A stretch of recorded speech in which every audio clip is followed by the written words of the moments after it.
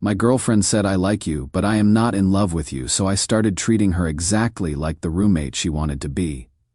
The panic in her eyes when the flowers stopped coming was satisfying. Okay, so this happened 3 weeks ago and I am still processing it, but I need to get this out because it has been eating at me.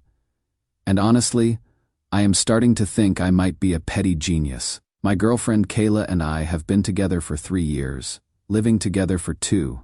She is 28, I am 30. I thought we were solid, like ring shopping soon, solid. I am a software engineer here in Denver. She is in marketing. We split a nice apartment, and I have been, well, let me just say I have been the flowers every Friday. Surprise weekend trips, pay for 80% of everything because I make more kind of boyfriend. You know, the guy who actually tries 3 weeks ago, on a completely normal Tuesday night. Kayla sits me down with this serious expression. My stomach immediately drops because that look never means anything good, right? I am thinking she is pregnant, or her job is relocating her, or, I don't know, something we can work through. Instead, she looks me dead in the eye and says, quote, I like you, but I am not in love with you, end quote. I just sat there, like my brain literally blue screened for a solid 10 seconds. Finally, I asked, do you want to break up? And here is where it gets really good. She actually smiles and says, quote, no, I love our life together. We are such a great team, and I don't want to lose what we have, end quote. I am still trying to wrap my head around this logic. You guys, she is basically telling me I am a really great roommate who also provides boyfriend services, and she wants to keep that arrangement going. The audacity was honestly impressive. But here is the thing, in that moment, something just clicked for me. This wave of clarity washed over me, and I thought to myself, if I am just a roommate to her, then I will be exactly that. I will be honest though, the first few days were hell. I kept wanting to go back to our old routine, kept catching myself about to kiss her goodbye or ask about her day. My muscle memory was still in boyfriend mode, you know, but every time I started to slip back, I would remember those words, I am not in love with you. So I nodded, said okay, and went to bed. She seemed relieved that I wasn't making a big deal about it. Poor Kayla had no idea what she had just unleashed. The next morning, I didn't give her the usual kiss goodbye. No, have a great day, babe. Just see you later, like I would say to any roommate. She looked a little confused but didn't say anything. That first week was rough. I would start to do something sweet, then catch myself. Like Thursday, I almost bought her favorite coffee on my way home from work. Literally had it in my hand before I realized what I was doing and put it back. That Friday flower day came and went. No flowers Saturday. I made breakfast for one. When she asked about it, I said, oh, I figured you would want to handle your own breakfast since we are roommates now. You guys. The look on her face, like she was trying to solve a puzzle she didn't know existed. Over the next week, I moved all my toiletries to the guest bathroom, set up a little office/man cave in the spare bedroom, got a mini fridge, a good reading chair, the works, started treating our shared spaces like, well, shared spaces. I clean up after myself. I am polite. I even helped her move some furniture. Perfect roommate behavior. But no more surprise dinners. No more back rubs while she watches her shows. No more how was your day. Conversations that go deeper than surface level. When she tried to curl up next to me on the couch, I casually moved to the chair. When she suggested our usual Thai place for dinner, I said sounds good, and sent her my half through Venmo afterward. It has been 3 weeks now, and I can see her starting to panic. She keeps trying these little things, cooking my favorite meal, wearing that dress I complimented once, asking if I want to watch our show together. Each time, I am perfectly pleasant, but maintain those roommate boundaries. Thanks for dinner. I will get you back next time. That is a nice dress. Sure, I will watch with you, and then I sit in the chair, not on the couch. The confusion in her eyes is gradually turning into something that looks like fear, regret. I cannot quite put my finger on it, but it is definitely not the relief she seemed to feel that Tuesday night. Here is what is really messing with my head though. I am not even angry anymore. Like, the hurt is fading, and what is replacing it is this weird sense of freedom. For 3 years, I have been pouring all this emotional energy into someone who just admitted she doesn't actually love me back. And now that I have stopped, I feel lighter. I have started going to the gym more, picked up a woodworking class, been texting old friends I had lost touch with. Turns out, when you are not spending all your free time planning romantic gestures for someone who doesn't want them, you have a lot more time for yourself. But I keep wondering, am I being petty? Part of me feels like I am just protecting myself and giving her exactly what she said she wanted. But another part of me wonders if I am being too harsh. She clearly didn't expect this reaction, and honestly, watching her scramble to figure out what changed is both satisfying and a little heartbreaking. The thing is, I don't think I can go back to pretending I am in love with someone who explicitly told me she is not in love with me. That feels like emotional fraud, doesn't it? Like I would be lying to both of us. So Reddit, am I handling this right? Should I have fought for her, tried to win her love back? Or am I justified in taking her at her word and adjusting my behavior accordingly? Because I have a feeling this is just the beginning, and I am not sure where we go from here. Update 1. After reading your comments, I decided to lean even harder into the roommate dynamic. If Kayla wanted the benefits of a relationship without actually being in love, she was going to learn what that really looked like. The weekend after my first post, she tried cooking my favorite meal, this elaborate Sunday dinner with all the fixings. She was clearly expecting the old Ethan response. Compliments, gratitude, maybe some romantic appreciation. Instead, I thanked her politely, ate my portion, and then, wait for it, sent her $15 through Venmo for my share of the groceries. There were moments like when she cooked that meal where I almost broke. Part of me wanted to pretend she never said it, wanted to go back to our comfortable routine. But then I would think, how can I go back to performing love for someone who just told me she doesn't feel it? You guys, the silence in that kitchen was deafening. She just stared at her phone screen like I would send her a bill for emotional damages, which, honestly, maybe I had. What is this? She finally asked. My half of dinner. Roommates split groceries evenly, right? She started laughing. But it was that weird, strained laugh people do when they are trying not to lose their shit. Ethan, those were groceries for us. You don't pay me back for cooking, but you are not my girlfriend, I said.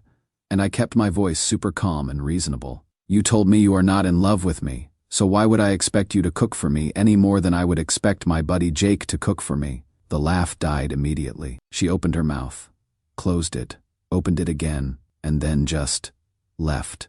Went to her room and didn't come out for hours.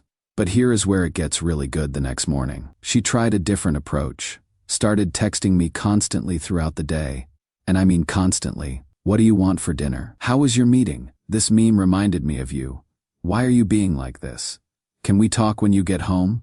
15 texts. I counted them. I responded to the practical ones like I will grab dinner out. Thanks, and ignored the emotional fishing. When I got home, she was waiting with this whole speech prepared about how relationships evolve and we are going through a rough patch and she wants to work on things. I let her finish, and then I said, Kayla, you told me you are not in love with me. I believed you. I am just respecting what you told me. But I didn't mean what didn't you mean? The part where you are not in love with me, or the part where you want to keep living together anyway? She couldn't answer that. Then she got frustrated and sent me those exact words in a text during our argument. I like you, but I am not in love with you. That is just how I feel right now. I screenshot that immediately seemed like something I might need later. Now here is where I probably went full petty. But after reading your comments about not being a doormat, I sent her an itemized Venmo request for 3 months' worth of boyfriend expenses from our most expensive recent period. Dinners where I paid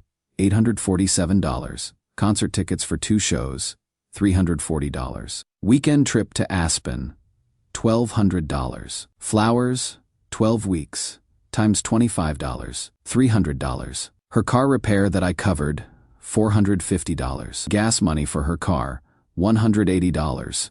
Total, $3,317. The message just said, hey, settling up on some shared expenses now that we are roommates. Thanks, you guys. You guys, she exploded. Called me immediately, screaming about how those were gifts. And that is what boyfriends do, and I was being manipulative and cruel. The irony was completely lost on her. Those were gifts from your boyfriend, I said. But you told me you don't want a boyfriend, you want a roommate who you happen to like. Roommates don't buy each other flowers and cover major expenses. You are twisting my words, am I? Because I am pretty sure I am not in love with you, is fairly unambiguous. She hung up on me. Then she called back 10 minutes later, crying, asking if we could reset and have a real conversation about our relationship. I told her I was open to conversations between roommates about household boundaries and shared expenses, But I wasn't interested in relationship talks with someone who isn't in love with me. The crying got louder. Honestly, watching her realize that actions have consequences is, I don't want to say satisfying, because there is still a part of me that cares about her. But it is definitely clarifying. For 3 years, I was bending over backward for someone who was apparently just tolerating my love because it came with perks. Now she is facing the reality of what she actually asked for, and suddenly she wants to renegotiate the terms. But here is the thing. I don't think I can unfeel this knowledge. Even if she suddenly decided she was madly in love with me tomorrow, how could I trust that? How could I believe it wasn't just panic because the gravy train stopped? Your comments helped me realize that someone who loves you doesn't need to test whether they are in love with you. They just know. And someone who truly loves you doesn't make you feel like you are auditioning for affection.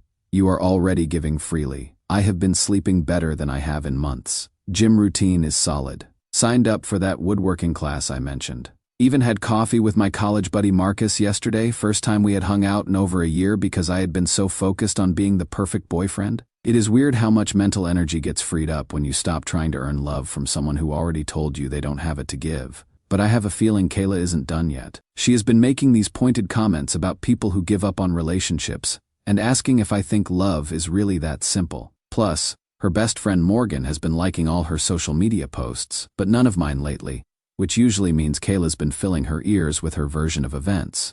I think the friend intervention is coming next. Should be interesting. Stay tuned. Reddit. Something tells me this story is far from over. Update 2 guys. I cannot even begin to describe the circus this has become. You thought the Venmo request was dramatic. That was just the opening act. So remember how I predicted the friend intervention? Yeah, that happened. But it went so much worse for Kayla than she planned. 2 weeks ago, her best friend Morgan suddenly showed up for dinner. Not invited by me. Obviously, Kayla had clearly called in reinforcements. Morgan brought wine and this fake bright energy, like she was trying to host an intervention on a reality show. The whole evening was so transparently orchestrated. Morgan kept steering the conversation toward relationships, making comments about how relationships take work, and sometimes love isn't about big feelings. It is about choosing each other every day. Very deep. Morgan, very original. Finally, she just went for it. Ethan, I think you are being really unfair to Kayla. She was just being honest about where she is at emotionally. Relationships evolve, and she is trying to figure things out. Punishing her for honesty isn't exactly mature.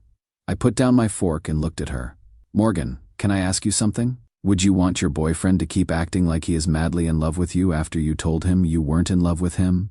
Silence. Like, you could hear the AC unit humming. Would you want him to keep buying you flowers and planning romantic trips and paying for everything, while secretly knowing you don't love him back? Doesn't that feel manipulative? More silence. Kayla was staring at her plate, like it held the secrets of the universe.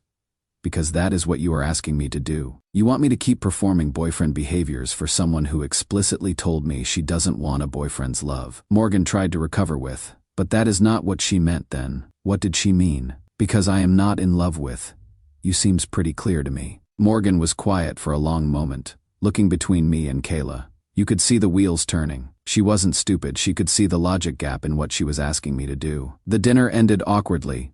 But here is the kicker. Morgan didn't text me that night like I expected. Instead, she reached out the next day with a much more thoughtful message.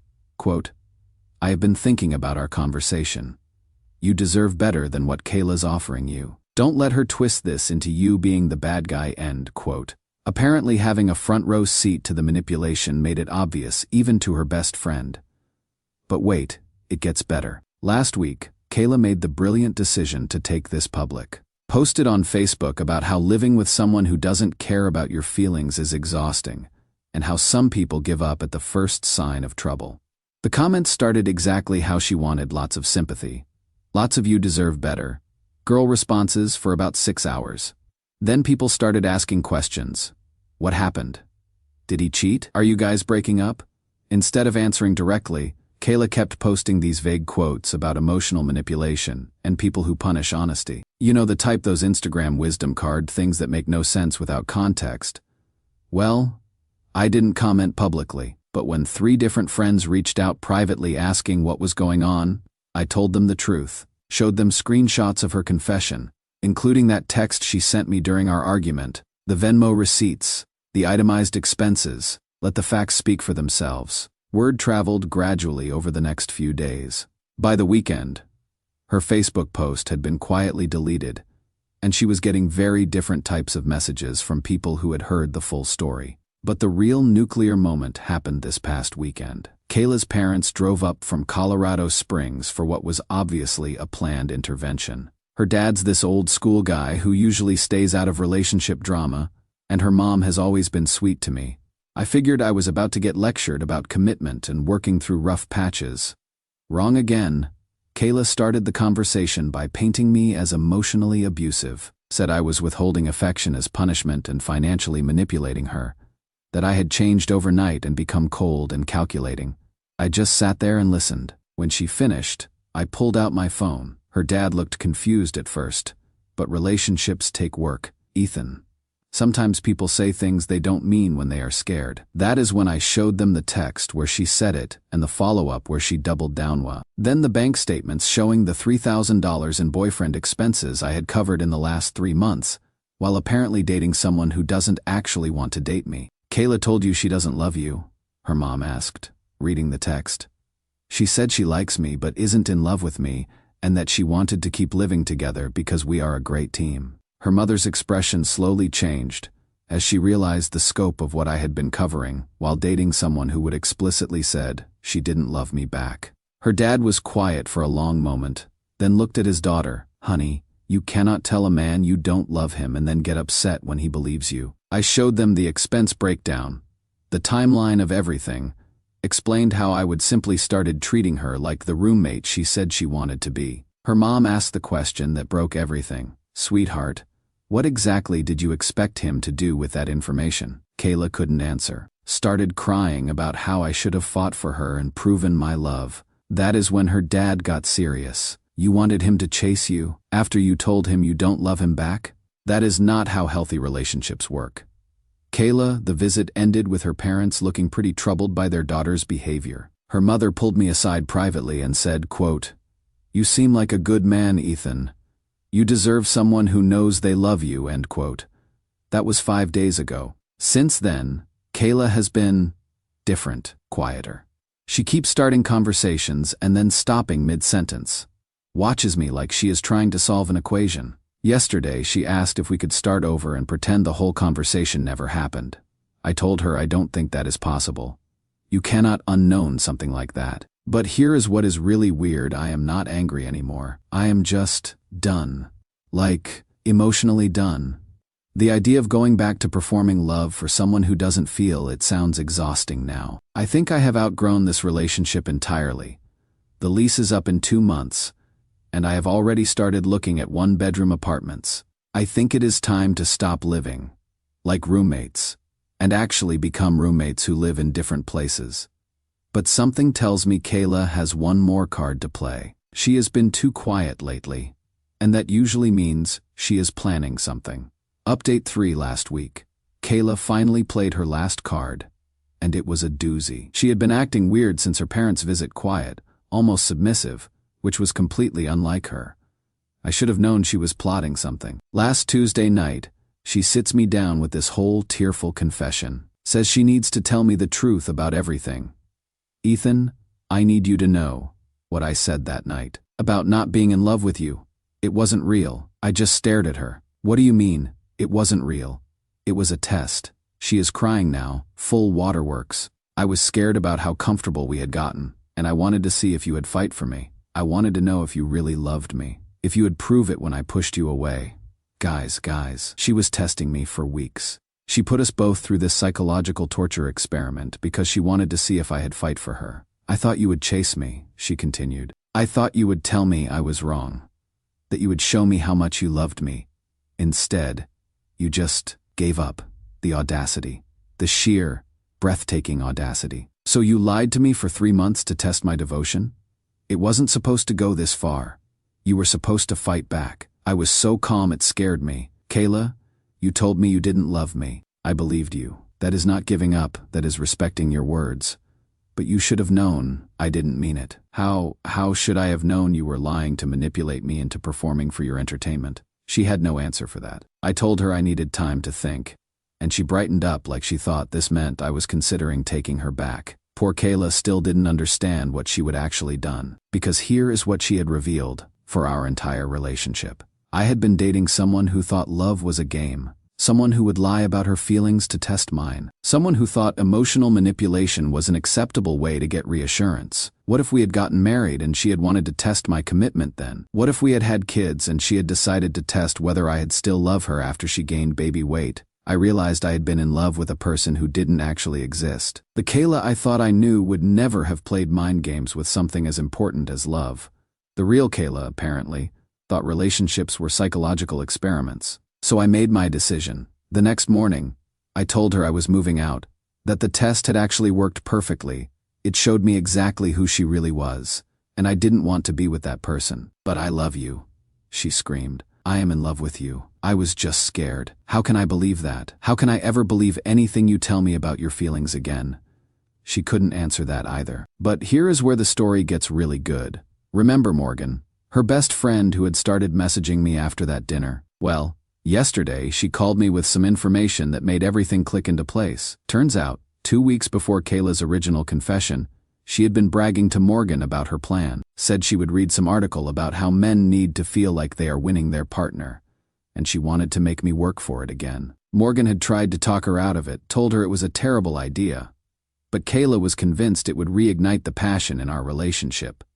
The whole thing was calculated, premeditated. She had planned to mess with my head because she was bored and wanted drama. Morgan felt awful for not warning me earlier, but she had thought Kayla would come clean after a few days when she saw how badly I was reacting. Instead, Kayla just kept doubling down, getting deeper into her own lie, until she had created this whole alternate reality, where I was the bad guy for believing her words.